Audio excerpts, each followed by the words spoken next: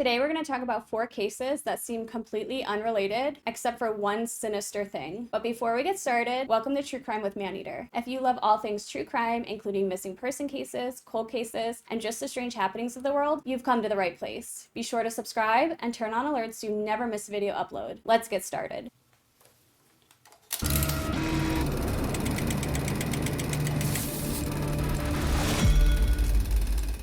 On November 17, 1987, 29-year-old Russell Keith Dardeen, who went by Keith, hadn't shown up for his Tuesday night shift at the local water treatment plant outside of Ena, Illinois. And this behavior was completely uncharacteristic of Keith. He was always very punctual to work, and if he couldn't make it, he was always sure to call in. Keith's boss would eventually reach out to his mother, Joanne, and this put her in a state of worry because she tried to reach out to her son as well, and he wasn't answering the phone. So Keith's boss and Joanne kept in touch throughout that night. The next day, an officer would arrive at the family trailer at around 6:30 p.m. to do a welfare check. And what that officer would find inside the family trailer would haunt this sleepy community for years to come. Keith had a wife named Ruby Elaine Dardeen, and she went by Elaine. She was 30 years old, and she was 7 to 8 months pregnant with the couple's second child. And the family was completely thrilled that she was about 8 months pregnant, and they would be welcoming their second child soon. As police made their way into the back door of the family trailer, they were met with a gruesome scene. They found Elaine bound with duct tape and gagged, and she had been beaten and tortured so badly that she had actually went into labor. It would later be determined that she was beaten with a baseball bat, and that baseball bat had fractured her skull. And the killer would do something even more disturbing. They would take that rage and beat to death the newborn baby. Couple's 3-year-old son was also beaten to death with the same baseball bat. But police would find Elaine and Peter tucked into bed as if they had just been sleeping, and they soon realized that Keith was missing. And of course, they would quickly name him as a suspect because his whole family has been beaten to death, and he's missing. And as police are looking around this crime scene, they realize that the killer was quite comfortable at the house. Not only did they try to clean up the crime scene, but it seemed like nothing had been taken. There was jewelry and cash and a video camera laying around, and it had just been sitting there. So if it was a robbery that had turned bad, you would think that they would want to take the stuff they came for. There was also no sign of forced entry into the trailer, but the back door had been unlocked. The police do look into the family, and they realize that there's no evidence of domestic violence, there's no drug dealing, there's no affairs, and they're stumped as to what could have happened to this small family. It was a vicious and brutal crime, and it was done with a lot of rage, and they were still missing Keith. And then the next day, about a mile away from the house in a field, Keith's body was found. He had been shot at least 3 times, and his genitals were mutilated. And Keith's vehicle was also found about 11 miles away from the crime scene, parked at the police station. And of course, they found quite a bit of blood inside that vehicle. On May 13th, 1992, Fabian Witherspoon was walking to her best friend's apartment in Charleston, West Virginia. Witherspoon would actually notice a younger man under a bridge holding a sign asking for food. And he was also showing people that passed by a picture of his wife and children. So as Witherspoon is walking by, she starts to feel guilty for this man. She was a really kind and sweet person, and she really wanted to help him. So she told him that she was going to her friend's apartment and to follow her. And when they got there, she told him to wait outside and she'd go get him some clothing and some food so that he was a little bit more comfortable. While she's in the house grabbing some things out of the pantry, this man that she told to wait outside had actually slipped inside the apartment. And as he's coming in, he quietly goes through the door, he locks it, and he's making his way to the kitchen and grabs a knife. And all this time, Witherspoon isn't hearing him. She's busy getting things out of the pantry, and that is until he comes up behind her with the knife. He told her, "Just do what I say and I won't hurt you." And of course, at this point, she's terrified. This man has a knife to her. She doesn't know what to do, but she knows that right now, if she doesn't listen to him, she's going to be murdered. He led her to the bathroom and he told her that he was going to rape her. And that's the moment she decided that she was going to fight back. She noticed that behind her on the back of the toilet was a ceramic duck. So quickly thinking, she grabs this duck and she starts beating this man in the head with the duck. And she would go on to say that in the movies, obviously when this happened, the person would pass out and the victim would run away. But she said she's hitting this man and he's not passing out and they're struggling, and eventually she gets the knife from him and she begins to stab him repeatedly. And as they're in this commotion and they're fighting and they're making their way through the apartment, this man grabs a piano stool and hits her over the head with it. And that was the last thing that Fabian Witherspoon remembers until the police arrive and an ambulance comes. And this man had tried to get away, but his injuries were so bad that he had to go to the hospital,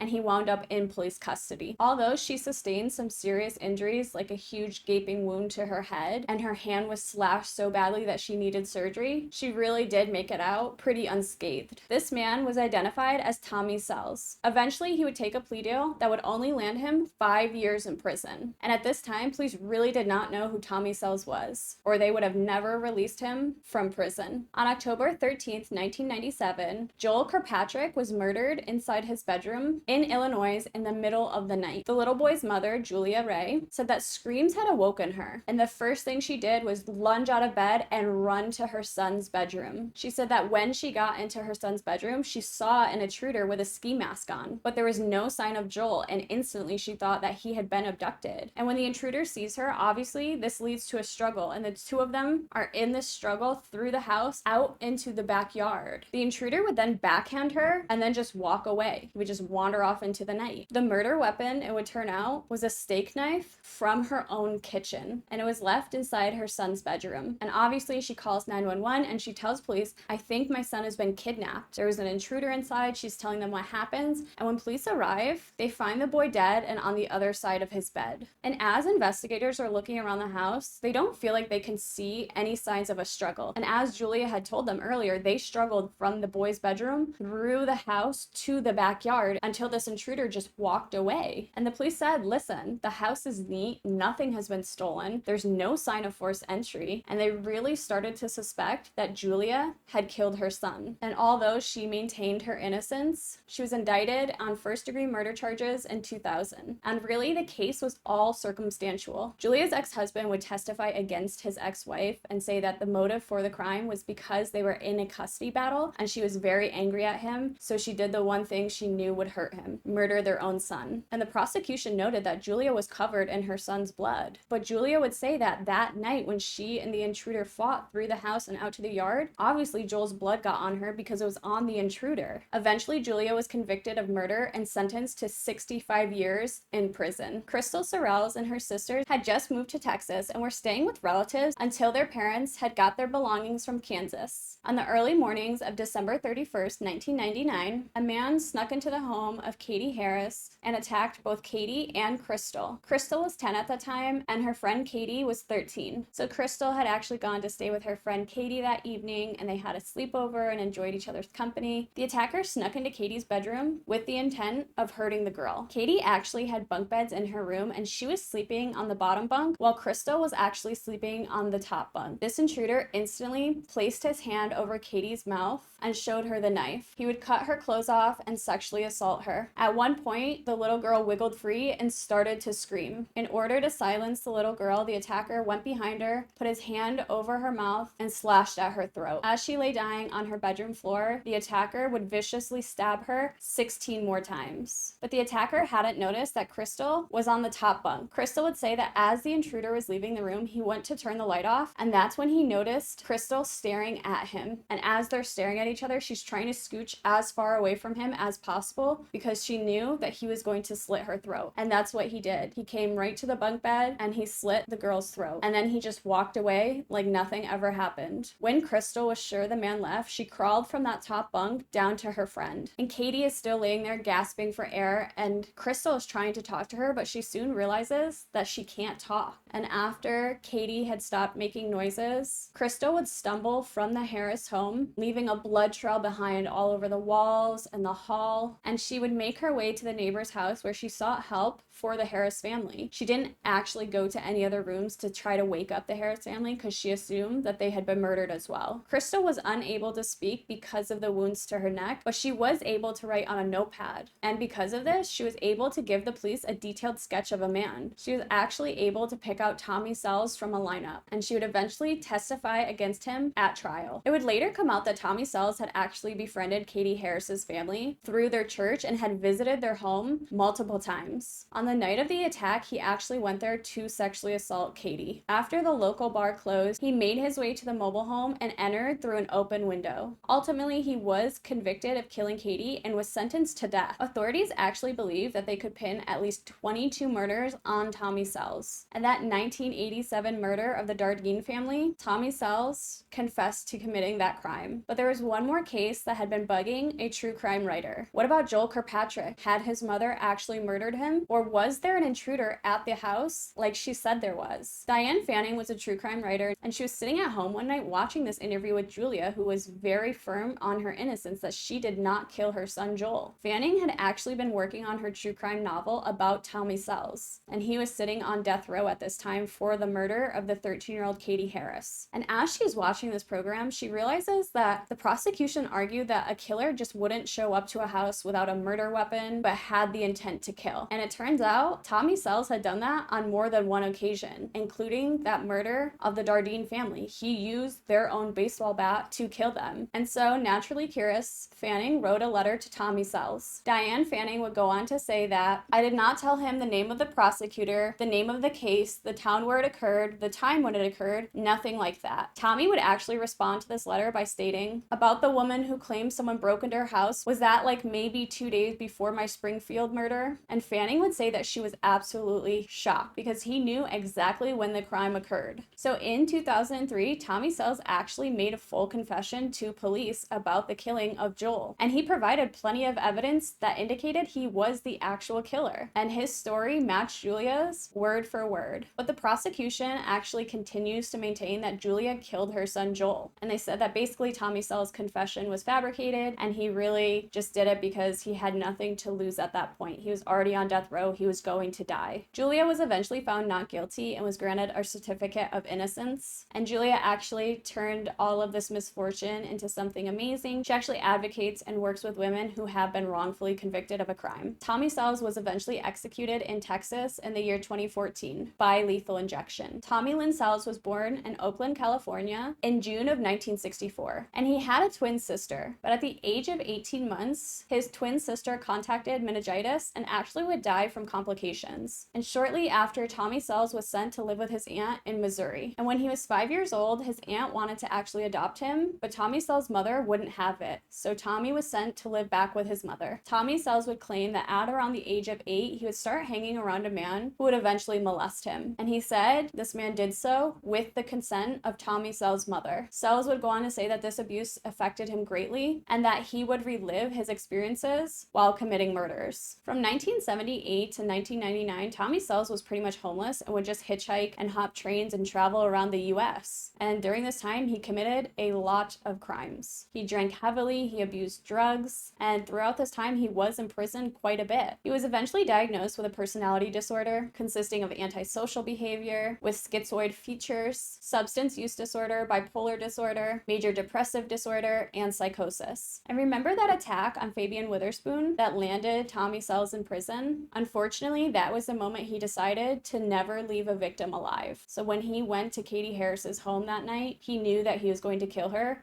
so that he would not land in prison again. And then in another twist of fate with this case, in the year 2016, Crystal, who had survived Tommy Sorrells' attack, and her sisters were living in Idaho. And this is nearly 17 years after the attack. Crystal and her sisters would actually begin receiving crime scene photos of the attack on Katie and Crystal that night. It turns out a stranger named Alvin Willie George, it turns out he did not know Katie or Crystal, but he had researched the case and became obsessed with it. And he would use various fake Facebook accounts to send messages and images to the sisters. He threatened to rape them and kill them, and so Crystal was stuck reliving this experience all over again. At this time, he was a 25-year-old living in Florida, and he was sentenced to more than 4 years in prison for the cyber stalking of Crystal and her sisters. But that's it for today, guys. If you like this video or any other video on my channel, be sure to subscribe and turn on alerts so you never miss video upload. Be sure to check out some other videos until the next upload, and if you have a suggestion for a new case, pop it in the comments and I'll get to as many of them as possible. See you next time.